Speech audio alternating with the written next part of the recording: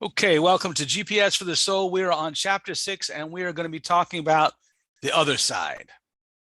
So up until now, the Tanya's initial chapters were primarily dealing with the Nefesh Elokis, the godly soul, and we were looking at the godly soul and its attributes and the idea of the more we understand of ourselves, then the more we can understand of God, because we're created in the image of God, and getting a sense of that one. So, Chochmah, Bin, and Das, wisdom, understanding, and knowledge, and then the 7 emotional attributes, and we talk about those pieces of it. That's all in the godly soul. Now, let's look at the animal soul. What is the animal soul? So, the animal soul essentially is the source of all the negative attributes. So we can have all the things we talked about before, because they're going to mirror. The godly side and the animal side are going to be a mirror. So there'll be wisdom, understanding, and knowledge, but you could use that wisdom and understanding and knowledge for animal things as well. So that they're going to go both, they're going to mirror and they're going to go both ways. And in truth, the animal soul is the one that comes in first, because you can see that with kids, it's all about me, right? I was watching one of my grandkids the other day who was screaming and screaming because she wants. But it's not yours, honey. But she wants. Yeah, but it's not yours. So no, if she wants, right? When it's all about me, then that's enough reason, right? For anything. So that animal part of us begins with us in childhood, and it's helpful for defensive mechanisms and growth mechanisms, everything else, but it's always going to be about me. And so as we get older, we start to mature and we start to see other parts of this, right? And we can expand as we grow. We can expand into more opportunities and a bigger perspective on things. So on page 55, George, welcome on board. Welcome, Rabbi. Sorry I'm late. We're good. But we do want to get your face in the picture. Oh, I'm sorry. Let me step back. There you go. What a beautiful punim. So the other side, the animal soul that we're talking about, oftentimes this is the one that the psychologists talk about as the ego, right? The self-centered, arrogant part of us. And what happens is that, and the story that was shared on this page, right? The story that was shared on page 54, the idea is that when a person is in a state of themselves, then it's all about them. But with humility and ego nullifying, then in that sense you become visible to God, so to speak, right? The idea being here is that if we're all about ourselves, then there's no room for anybody or anything else. And God is like, okay, let's see how that works for you, right? But the end of the day, God runs everything and his will is going to happen. So if we push away our animal stuff to what God wants, then when God gets his way, we just won, because we want what God wants. But we have to be able to nullify our own personal stuff and get into that special space, right? Now,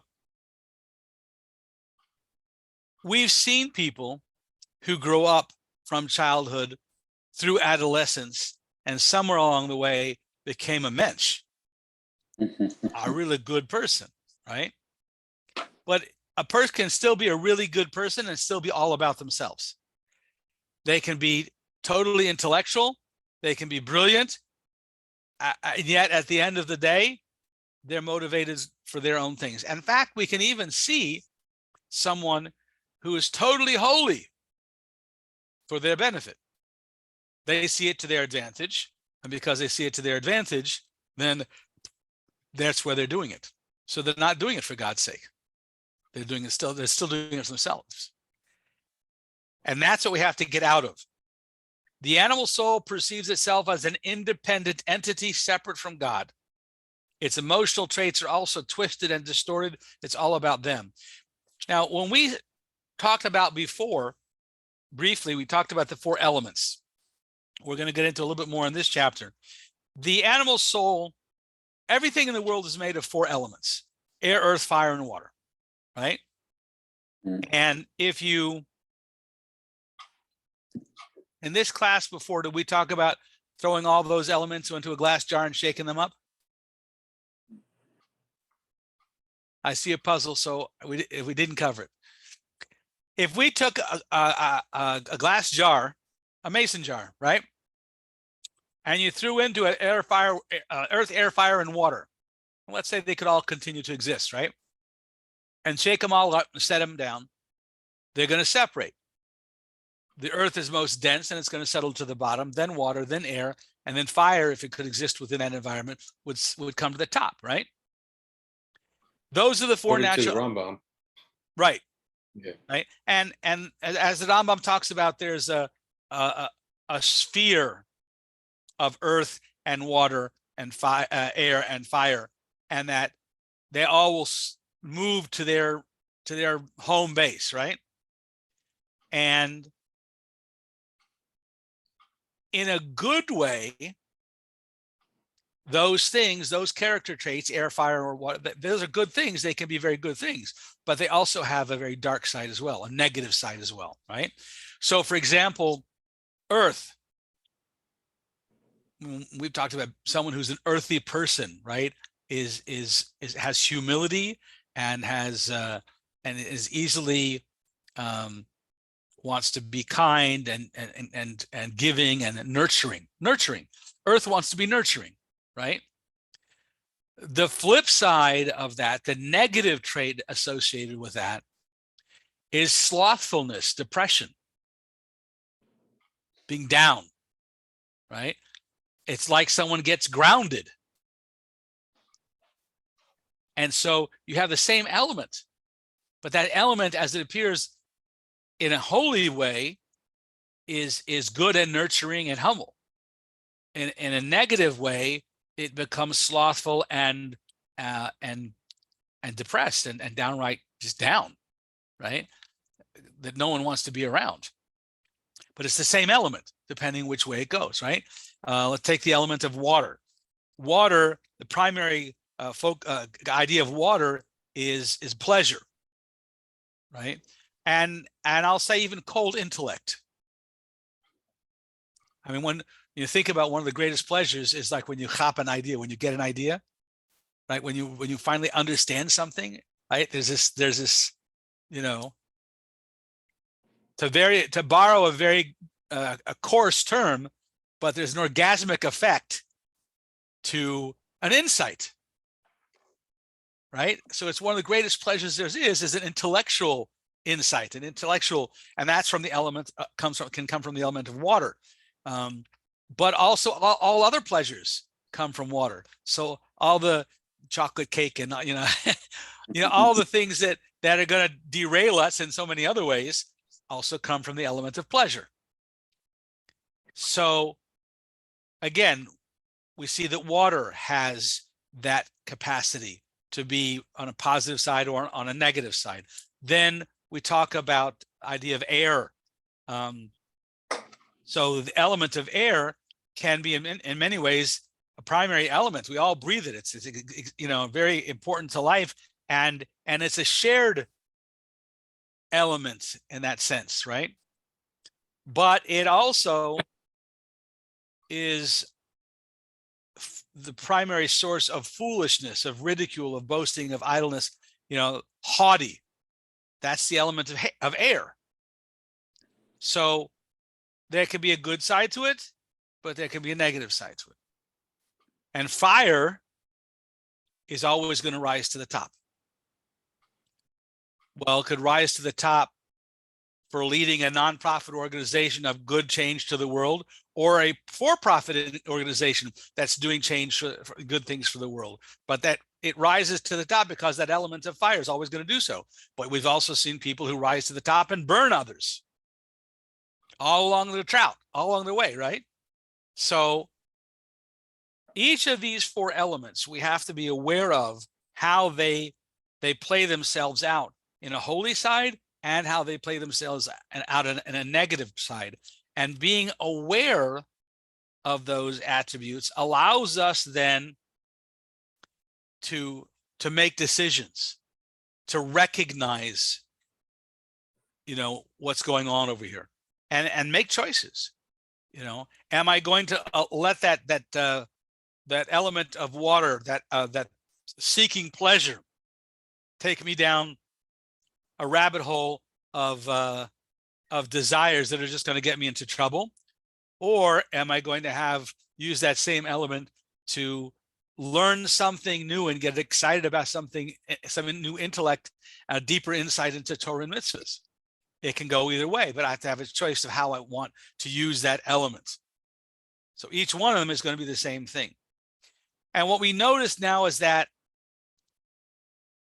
there's always a balance in the world, a balance and counterbalance.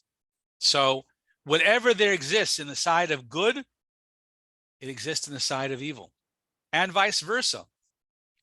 One of the things we talked about when I was doing a lot of personal coaching, helping people, what are your God-given talents? Do you have your successes? How do you recognize those things? And then how do you implement them, right? But also realize that every milah has a backside to it as well. People who are, I'm looking at behind Moshe, he's got this great artwork up on the wall, right?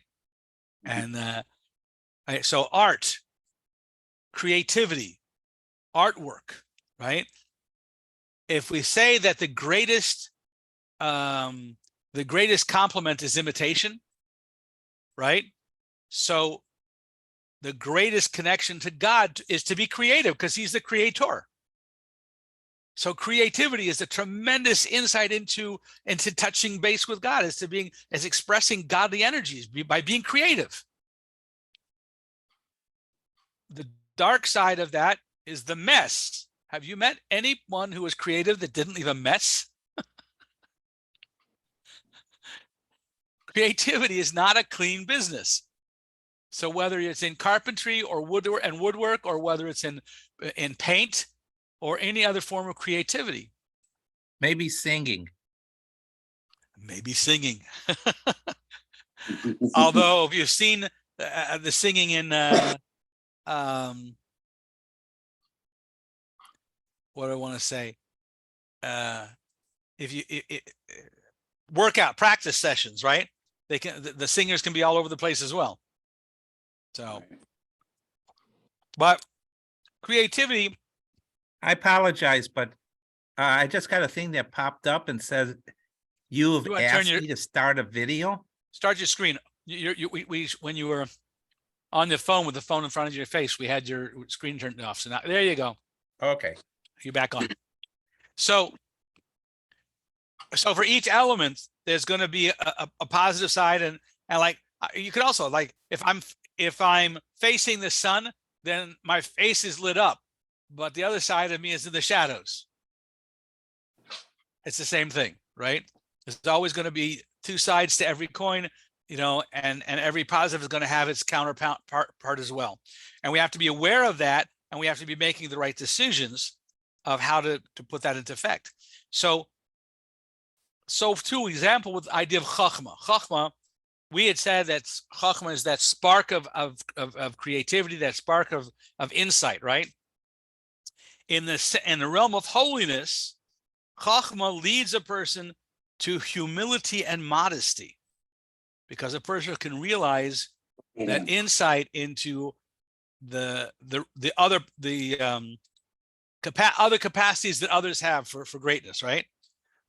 But in the realm of klipa or sitra achra, the other side, right?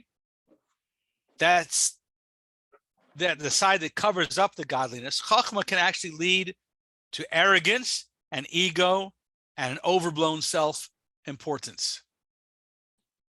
So Chachma can lead to humility by knowing how awesome things could be, but it could also lead to how awesome I am, right? So we need to be able to balance those things and realize, what it's coming from. Chesed, the emotional meat of chesed, kindness, right? So obviously that's the epitome of kindness. That's a great thing, right? But kindness can also lead to seeking pleasures, right? If I'm overly kind to myself, then I'm being kind to the animal. Okay. And we need to be careful of how that expression goes as well. And we can also be overly kind to others. There are times when people need to be corrected and their behaviors are wrong. And especially when someone is growing up and you need to, help get them straight. I was at an event recently when an officer, we were about to do pictures. The officer's dress shirt, the bottom button was open. So in one sense, I could say, leave him alone, right? On the other hand, I could say, I can help him correct that. All right. And then his pictures will be good. So there's a little bit of gevura, there's a little bit of chesed, and it's knowing how to play those out. So I'm looking at bottom of page 57, right? The big difference between the structures of the two souls, the animal soul and the godly soul, is that the intellect draws out and directs the emotions in the godly soul. The mind rules the heart. Intellect is the focus. But in the animal soul, the emotions dominate and they rule with the heart, craving passions and pleasures, seeking validation, right? So the development of wisdom can guide one's emotions. We see kids. The kids are always chasing after, candies and toys. Someone quoted me the other day, the difference between the men and the boys is the price of their toys. Right. But hopefully there's a little more maturity that comes with age. And maybe it's not so much all the toys and actually making proper investments and having proper restraint. The difference in the maturity is self-restraint. The intellect to guide and be able to help one make better decisions. When I teach at I'm teaching at the cadets level, and we're talking about maturity and making decisions, we talk about that capacity when we're young to think that it'll all be fine. We'll live forever and everything will be fine and it's all good. Well, there's an element of truth to that. But don't be stupid. And we tend to follow our passions and do ridiculous things. But as we grow older, we also start to remember the consequences of previous decisions. My son likes to say, you can't grow old and wise without starting off young and foolish. It's all the mistakes that we make when mind did not rule over heart that we paid the consequences and hopefully have grown from that process and are making better decisions than we have in the past. Hopefully. But again, all of these soul garments, because we talked about the soul garments, right? Thought, speech, and action. Thought, speech, and actions in and of themselves are just a garment.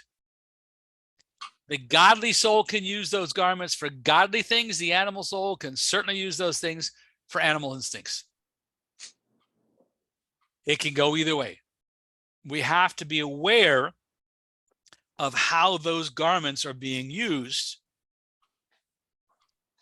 and make sure that we're making the right evaluation, the right choice on how to use them.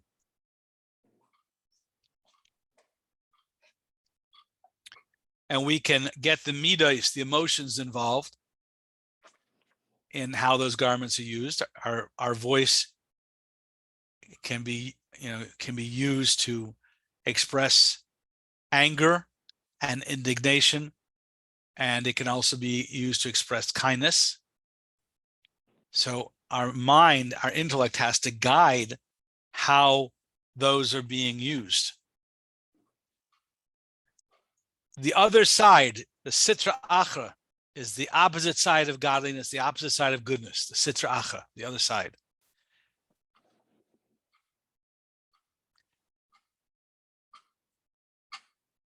People generally believe that we are always found in one of three possible states. Either we are connected to the Creator when our godly soul's attributes are invested into Torah and mitzvahs through thought, words, and actions.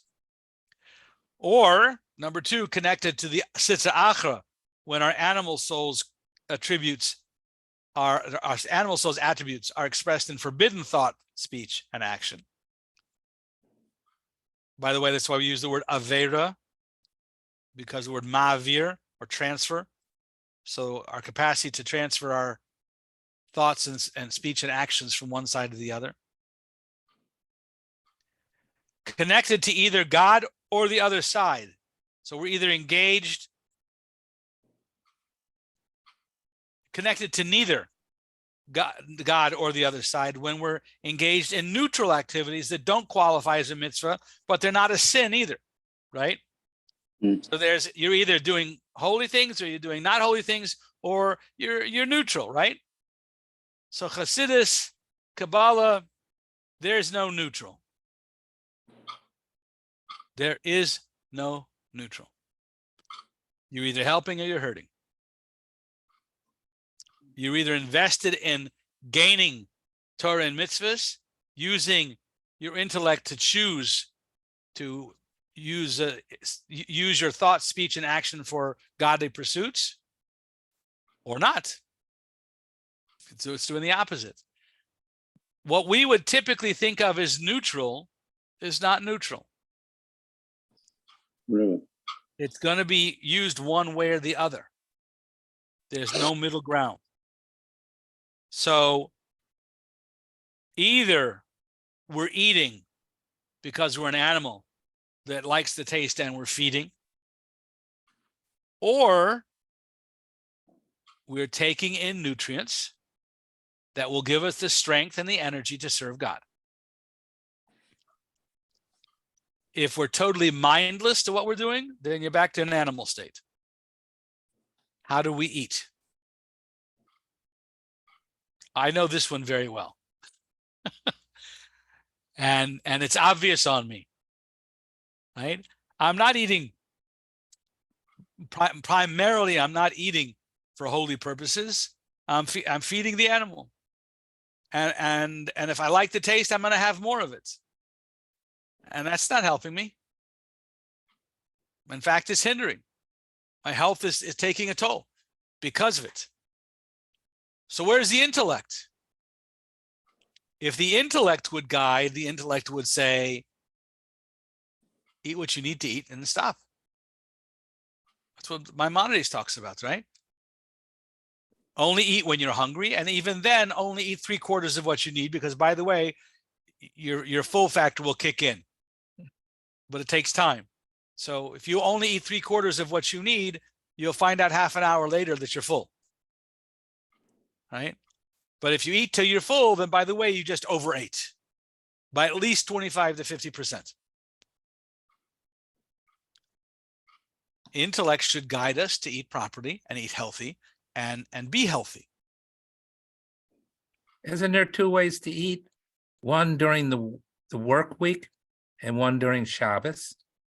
Yes. So the rest of the week long, the idea is intellect should guide you to eat only what you need and no more. On Shabbos, there's a mitzvah of Shabbos Tainug, delighting in Shabbos.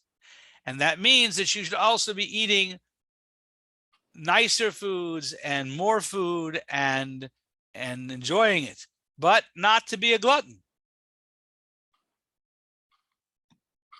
Because then already that's the animal taking over again.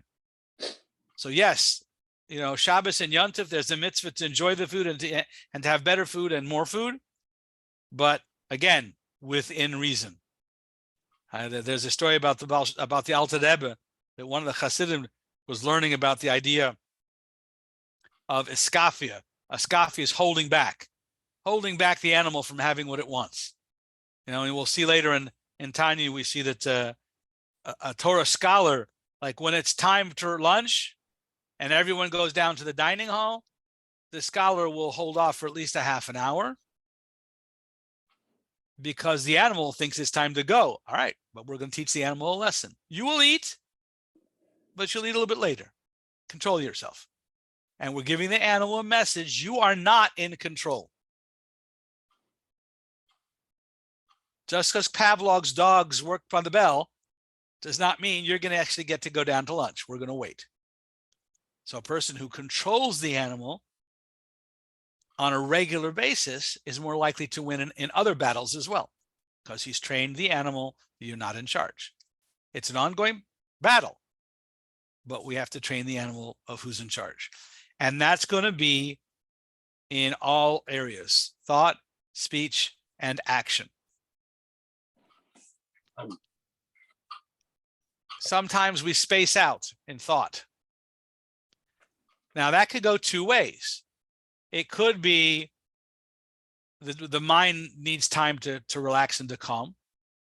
Like if you go to bed at night and you've said Kriya Shema and you've put out the Negelwasser and you know you're going to get enough sleep, and you go to sleep with the idea of, I'm going to go to sleep so my neshama can make a cheshbon nefesh, my soul can go on high and give an accounting for the day, and tomorrow we'll start a new day and we'll have energy to do so. And that is a godly way to go to sleep. And your 5 to 6 to 8 hours of sleep it's holy, right? If you go to sleep and your mind starts wandering into areas it shouldn't be, then that's not a holy sleep. So thought and speech, and certainly in action, we need to be making a cheshbon, a decision. Are we using these God-given garments for holy or for not? There is no in between. What was that thing? What is that thing Yoda used to say? There is no try. Do. Only do or do not. No try. So, although God is everywhere, when we say that something is holy, it means that God's presence is found there in a more revealed, conscious manner. And that only occurs in those things that are nullified and dedicated to him. So let's just to start off with the first thing, the idea Kiddush, right? The word Kodesh means holy, but its root means separate. A Kiddush cup is a cup that's separate from all the other cups. It's only used to sanctify God. The time of Shabbos is Shabbos Kodesh. This time is set aside to sanctify towards God. So every time you use the word Kiddush or Kaddish, right, or Kodesh, it means that is separated and is being used for a holy purpose. But there's a consciousness of that we have designated it aside. We've set it aside.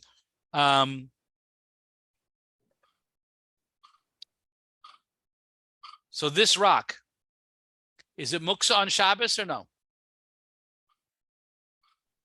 It depends if you designated it before Shabbos or not. Exactly. If we designate it before Shabbos that it's going to be used for Shabbos purpose, holding down the tablecloth or a doorstopper or whatever, if we designated it as such, then it is. And if it's not set aside, if it's not designated, it's just a rock, then no, it's a muksa on Shabbos, right? What is the kavana? I think where kavana, in one sense, is most striking to me is that if you have a book. Let's use this, right? You have a book fresh off the printing press. No one's opened it up. Can you throw it away?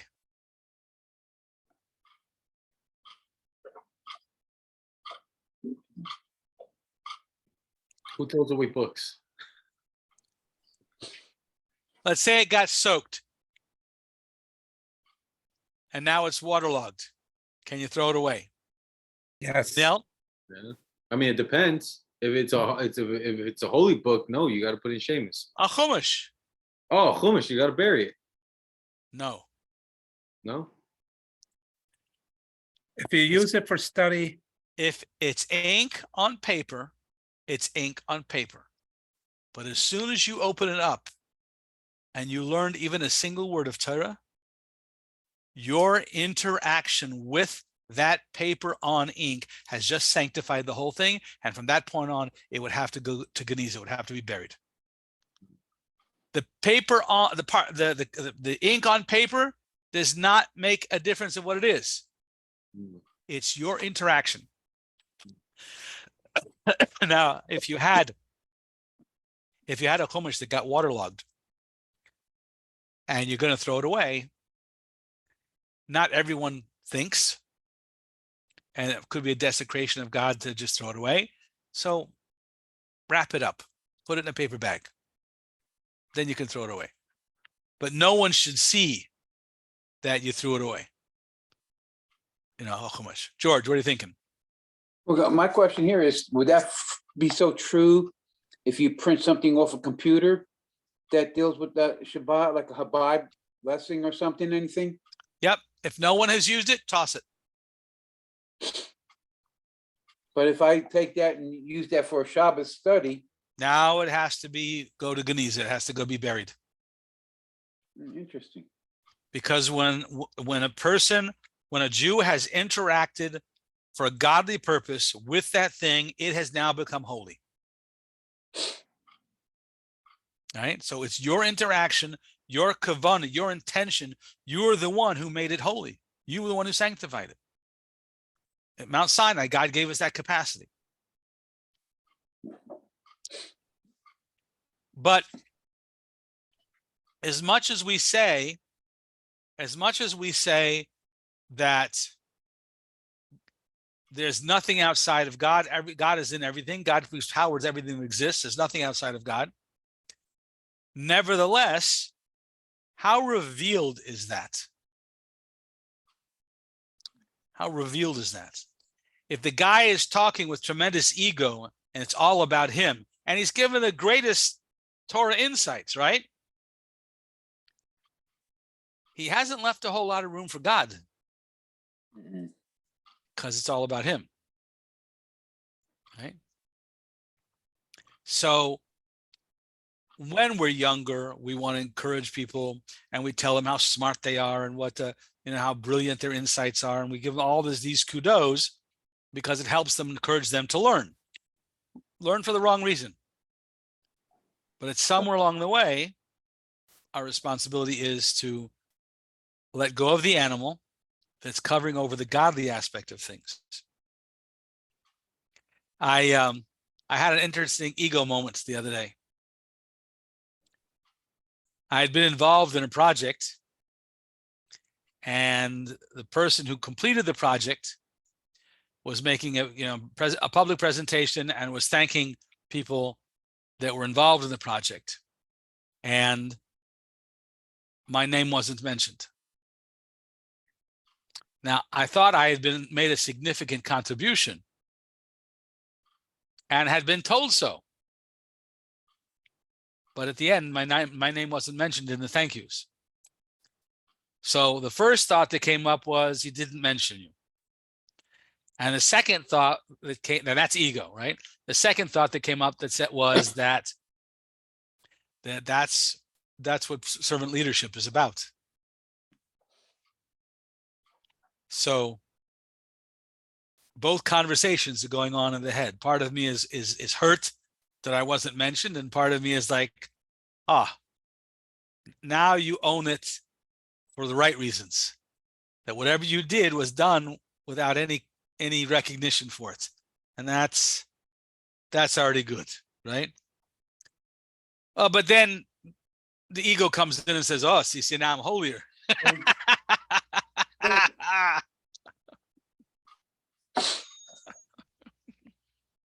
Have to catch that. That's always that back and forth, right? So the awareness is the key. I was going for a walk with someone today, and we were talking about betochen, faith, truth, the true trust in God. True trust in God. And I was sharing an example that when the first wedding we were making for one of the kids, we didn't have the money to make a wedding. And I was, beside myself trying to pull all these things together.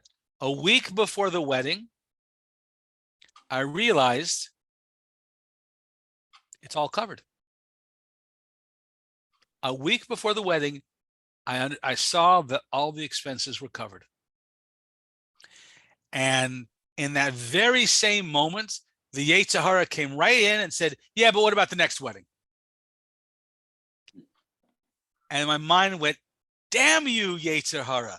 You didn't even allow me the joy of the moment that it was all covered and celebrate that. And you're already throwing in a negative. Yeah, I know. But what about the next wedding? But because I could recognize my Yetzer Hara and see him for what he is, I show my gegi. But the fact that I could recognize him immediately helps me then let it go. We can celebrate this wedding. We don't have to be worrying about the next wedding yet. There'll be time for that too. So we have to understand the animal, acknowledge it, be aware of it, but know how to deal with it. But it comes with the intellectual capacity to see it for what it is. There is the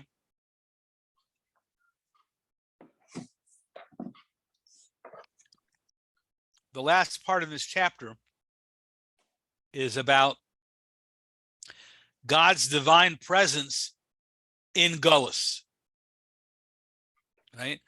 So we know that everything that exists in the world has godly power behind it, otherwise it couldn't exist. We know that the human intellect is closest to God. The capacity for creation and everything, we have this tremendous capacity that's closest to God. Animals have movement, but even plants are alive. But learning Chassidus, we also know that a rock is also alive, that it wouldn't exist if there wasn't a godly power that's creating it, something from nothing. So in recognizing all those pieces, it's our recognition of that and the humility to understand that God's power is there. That humility allows for God's expression in the world. God's here. Are we recognizing God's presence? Are we acknowledging God's presence? Are we using our God-given talents, our intellectual and emotional talents, to acknowledge the godly aspect and focus on that and bring that out into the world?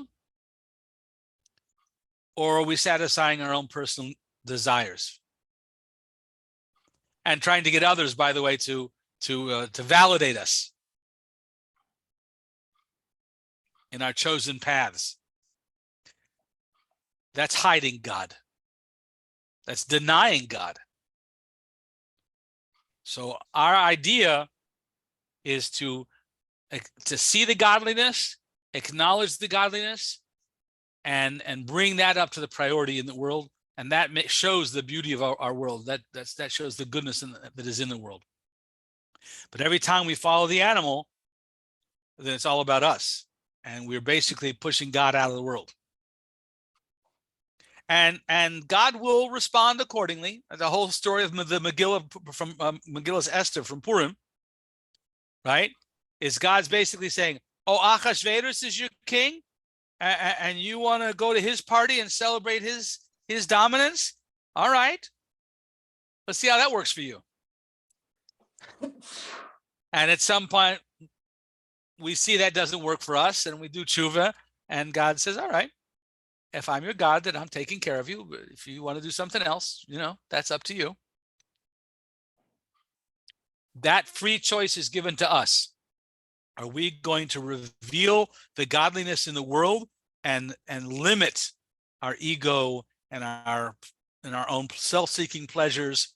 Are we going to put those things aside and sanctify our actions, our thought, speech, and actions into good things, and by doing so reveal the godliness in the world? Or is it going to be about us?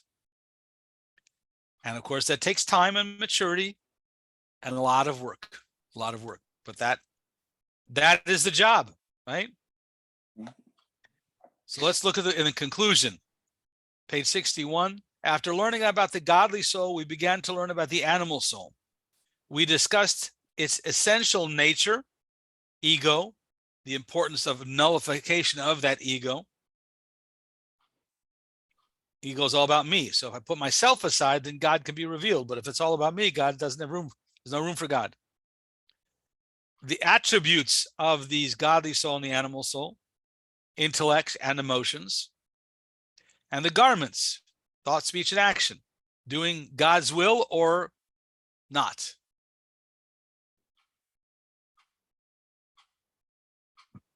So essential natures, intellectual, emotional attributes, and the garments of thought, speech, and action. Wrapping those up. What do you take away from tonight's class? Well, I came in late. To me, I look at it as so ever be humble. Just being humble, but don't be humble to the point that you take an advantage or you put yourself at risk. Right. Don't be a shmata.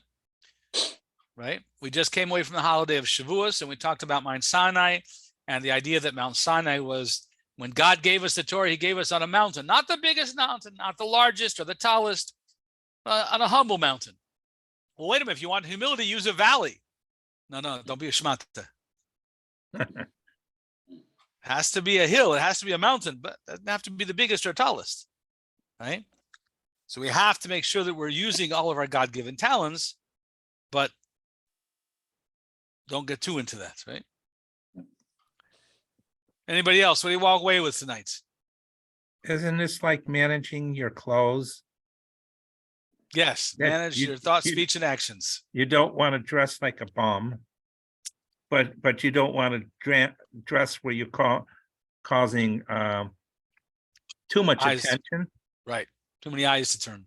Yeah, so that there's no envy and no kind of bad emotions and things like that will come from it. So right. This is managing the manage our garments. Yeah. Maish. Since you brought up my artwork, I can use it. This is our animal soul, and he's writing a Sefer Torah. So we're turning the animal soul into a tzaddik, to a mensch, into nice. to Hashem's will and mitzvot. Amen. Amen. Hanil.